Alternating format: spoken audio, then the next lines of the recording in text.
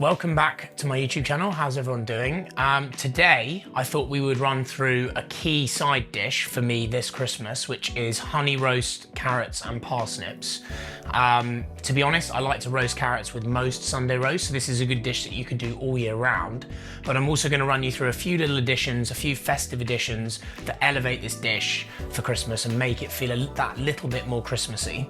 We have a really nice array of locally grown carrots. They're not from our own garden, sadly. We're still fine-tuning our own homegrown carrots. They don't always end up looking like this, but we've got some nice purple carrots, some orange, some yellow. Interesting fact, carrots actually were never originally orange. The Dutch made them orange as part of a sort of genetic modification. So yeah, it's nice to always embrace different ingredients, and locally, from a local farm shop, we were able to get hold of these. We got some nice purple carrots in there, which always look really nice at Christmas.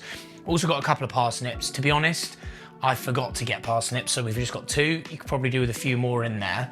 This will probably be enough, like my other dishes, for about 6 to 8 people. Maybe more like 6 today, actually. And then we're gonna be adding some nice local honey to the carrots at some point, which will really add some nice sweetness and help with the roasting. If you don't like honey, like my mother-in-law, you could use maple syrup, which also works really nicely. We're gonna add some nice organic apple cider vinegar from our favorites at 𝑭𝒊𝒏𝒅. That just adds a nice little tang and acidity to the dish. We're gonna elevate the dish with some flaked almonds, which will go nice and crispy on top. And then we're gonna give the whole mixture a nice squeeze of clementine, which really makes things feel festive. And of course, lots of fresh herbs that we'll be going and picking from the garden shortly. But ultimately, this is just one of those dishes that I go to every Christmas.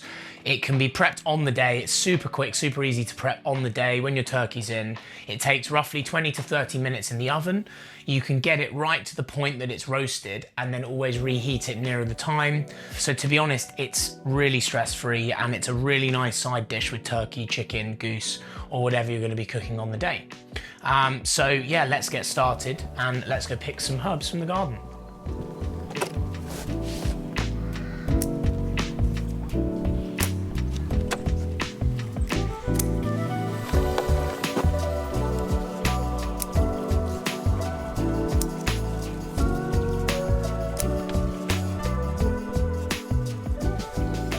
So now we have the fresh herbs. We're gonna give them a good rinse. And then, rather than peel the carrots, as per one of my last videos when I was talking about the gravy, I don't tend to peel vegetables apart from potatoes. I just tend to give them a really nice scrub down with a vegetable brush, or just any sort of real brush that you can use in the kitchen. Because it's just a shame when so much love and attention has gone into this. Why would you waste the skin? If you can just scrub it down and clean it, then it adds a lot of flavor and texture to the dish. So we're gonna give these a real scrub down, and then essentially what we're gonna do, and this is why it's so easy, is we're almost gonna make like a marinade of olive oil with some of the cider vinegar. You could use white wine vinegar, red wine vinegar, some of the honey, and the herbs in here with a squeeze of clementine. Then we're gonna almost marinate the carrots and the parsnips once we've chopped them up. And then we're gonna get the roasting tin nice and warm, and we're gonna put them in, and it's really that easy. And then the magic's gonna happen in the pan, and let the or the cooker do the hard work.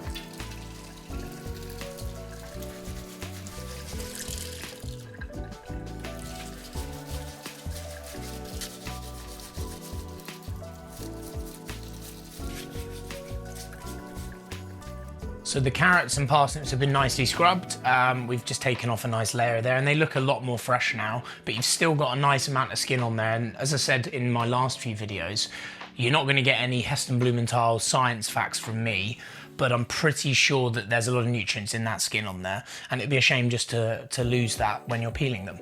So the next step, what I normally do at this point, before we start cutting these, I'm going to get a nice roasting tin. This is from a brand called 𝑭𝒊𝒏𝒅 𝑴𝒆, which is a really affordable but very good roasting pan. And we're going to get that in the Aga, or in the oven, at 220 degrees. And we're going to get this nice and hot before we add the mixture, much like you would with your roast potatoes. You want to hear a little bit of a sizzle when you add these to the pan. So we're going to get that in the oven, or in the Aga, and then we're going to get chopping. When it comes to preparing your carrots and parsnips, it's very much down to personal preference. If you wanted just to do carrots or make them really crispy. You could cut them at angles like we did for the trivet. And much like with roast potatoes, the more angles you create, the more crispy corners you're gonna get. With regards to how I like to do them, for Christmas, I think presentation is quite important. So I like to cut them lengthways like that. So this will then become one, will become two. We're gonna cut them down the middle. With the parsnip, we're gonna cut a few more angles to them. Then we're gonna add them to this bowl, and then we're gonna create the marinade, which they're gonna sit in and then roast in.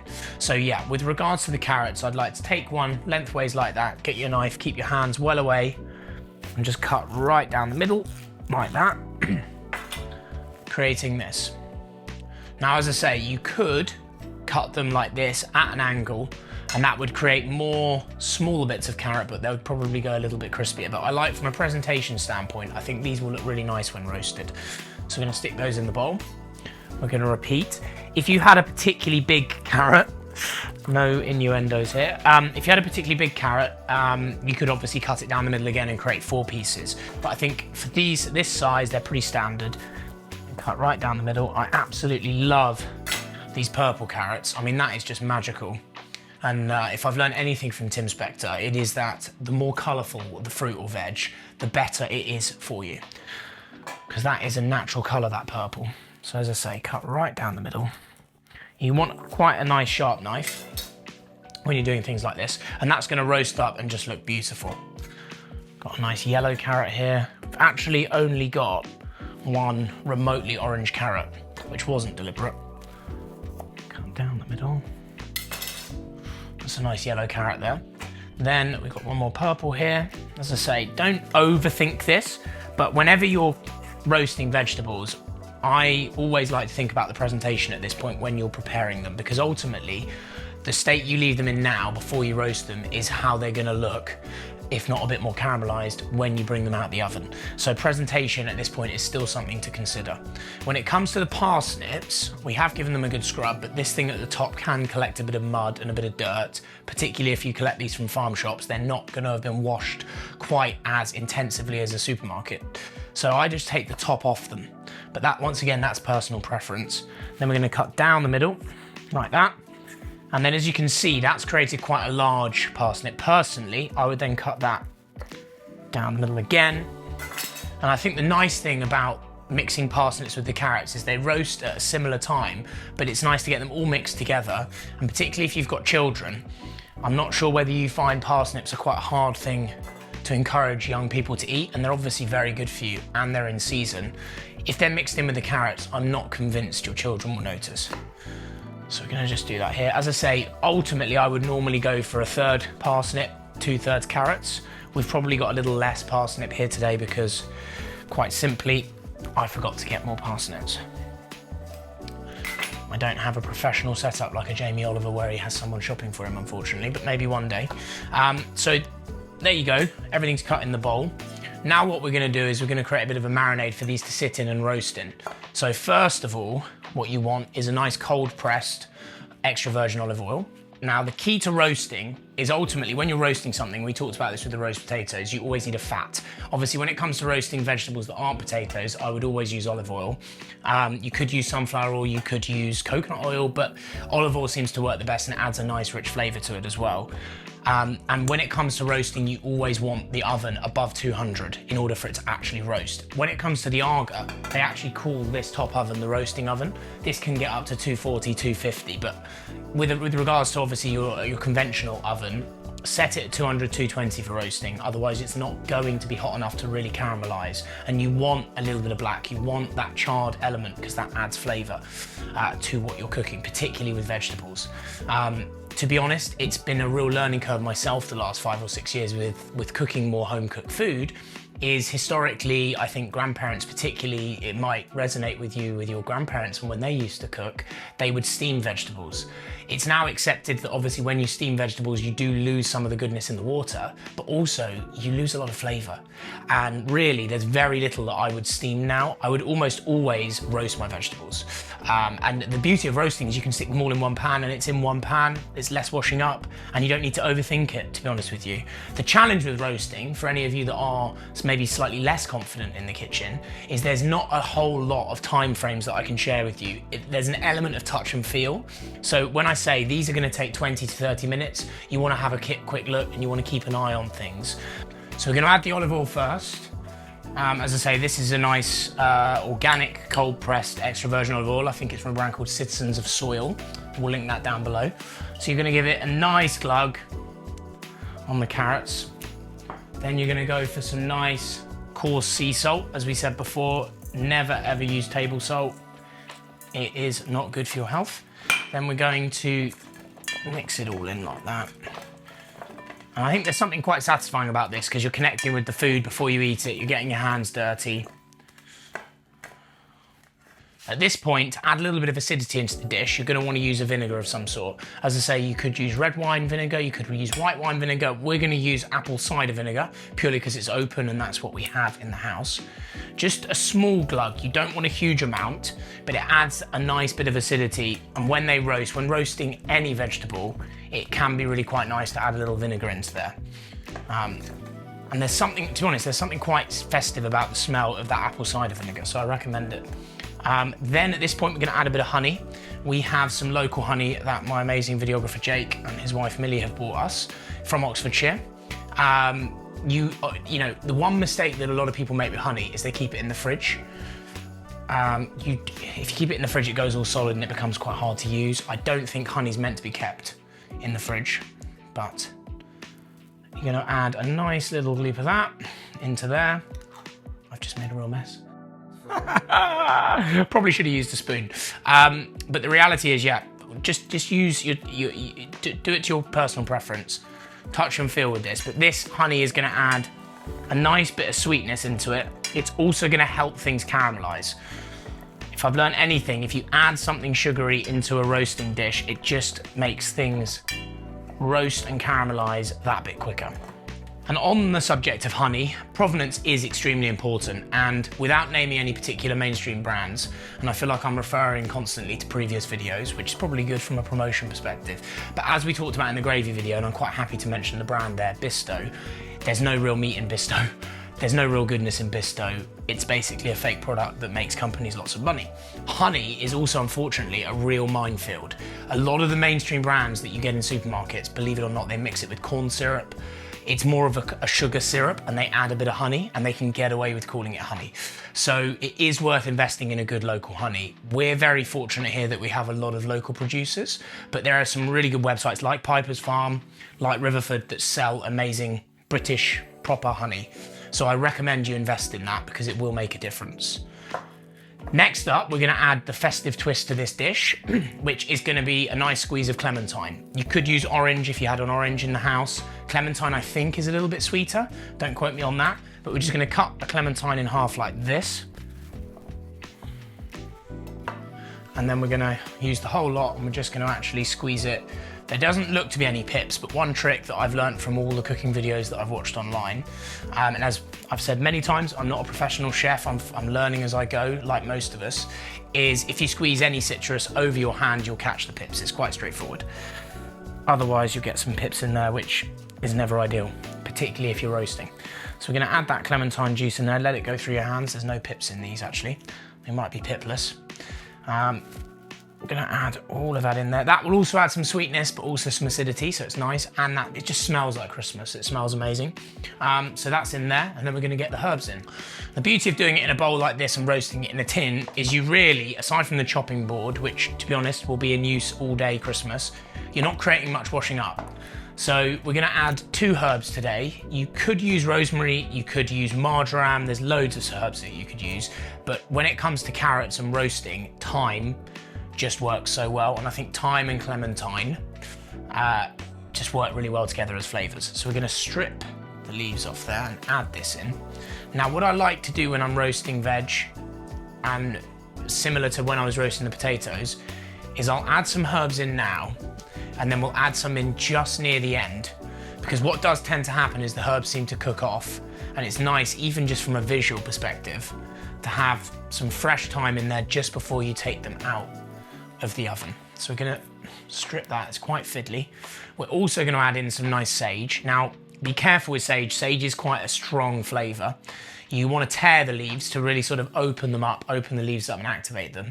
We've got some lovely purple sage that we grow in the garden. Once again, I've chose this more from an aesthetic point of view because I think the purple sage looks really pretty. And we're just going to tear roughly 4 or 5 sage leaves into this mixture, or to taste.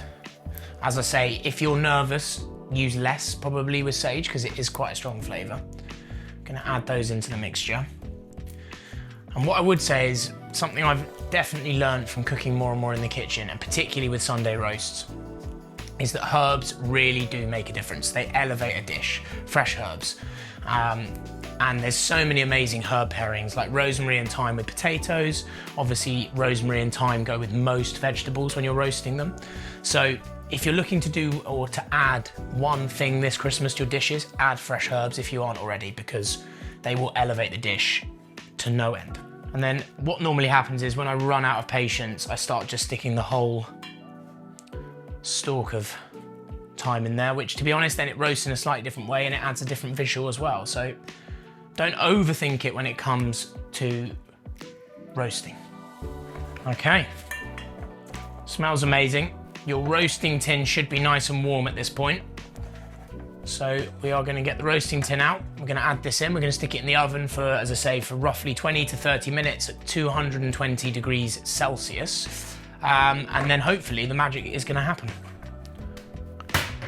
And we are going to add the mixture into the hot roasting tin. And to be honest, if you don't hear that sound, don't worry, but it is a very satisfying sound to hear because you know that the pan's nice and hot. But it is nice to have the side that you've cut facing down initially, because that's the side that's going to go really nice and caramelized. And then, as I say, that's going to go into the argot or into the oven at 220 for, I would say, probably 30 minutes, but it's a good idea to check to set a timer and check on it after about 20 to make sure things are going okay.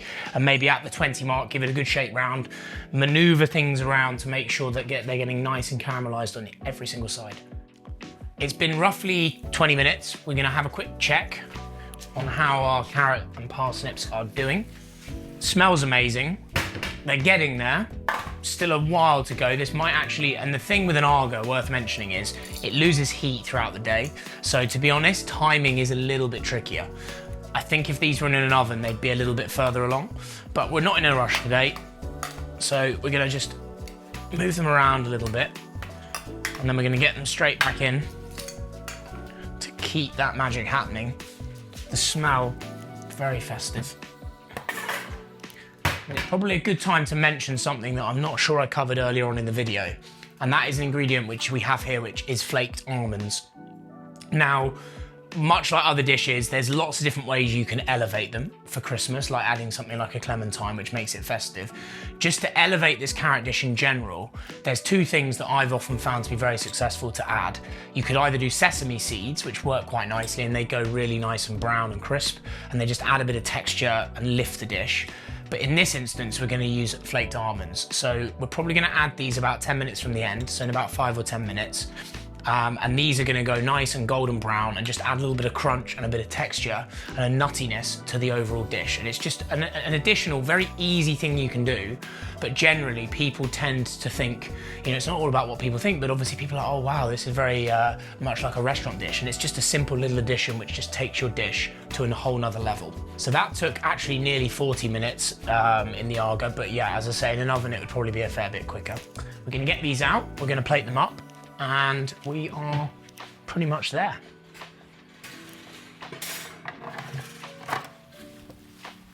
Oh, smells nice. We've got the almonds in there now, which are really nicely toasted. Now, we're gonna just stick them in like this. No messing about. Do like, from a presentation perspective, just to get some of those lovely purple carrots at the top. Try and distribute the different carrots around. If you're using regular carrots, no problem, but presentation, as we know, is still pretty key. Then what we're gonna do, we're going to cut a clementine again. We're only gonna use half of this because you don't want too much, but just a little bit to taste. A tiny bit of clementine juice for a little bit more festiveness. just a little bit of fresh thyme to finish it off. And then while they're still hot, tiny little bit of butter on top, and just let that melt in like that. And last but not least, you've got the almonds. If there's any almonds left in the roasting tin, we are going to just scrape them all out and just put that on top.